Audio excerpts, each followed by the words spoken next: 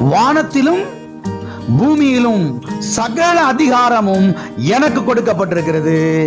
ஆகையால் நான் ஒவ்வொரு தெருவாய் புறப்பட்டு போகிறேன், நீங்கள் வீட்டுக்குள்ளே சும்மா உட்கார்ந்திருங்கள் அப்படின்னு சொல்லல. வானத்திலும் பூமியிலும் சகல அதிகாரம் எனக்கு கொடுக்கப்பட்டிருக்கிறது. ஆகையால் நீங்கள் புறப்பட்டு போங்கள். அதிகாரம் எனக்கு கொடுக்கப்பட்டிருக்குதுன்னா நானால புறப்பட்டு போனோம். உங்களை புறப்பட்டு போய் சொல்றது என்ன நியாயம் இருக்குது? வசனத்தை கவனிங்க. வானத்திலும் பூமியிலும் சகல அதிகாரம் எனக்கு கொடுக்கப்பட்டிருக்குதுன்னா நானால புறப்பட்டு போனோம். உங்களை புறப்பட்டு போக சொல்றது என்ன நியாயம் இருக்குது?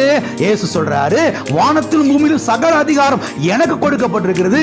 ஆகையால் நீங்கள் புறப்பட்டு போங்கள். என்ன சொல்றாரு? தலைக்கு கொடுக்கப்பட்டிருக்கிற அதிகாரம், சரீரத்துக்கு கொடுக்கப்பட்டிருக்கிற அதிகாரம். ஆகையால் எனக்கு கொடுக்கப்பட்டிருக்கிற அதிகாரத்தை உனக்கு நான் டிரான்ஸ்ஃபர் பண்ணிட்டேன். இப்ப நீ புறப்பட்டு போ.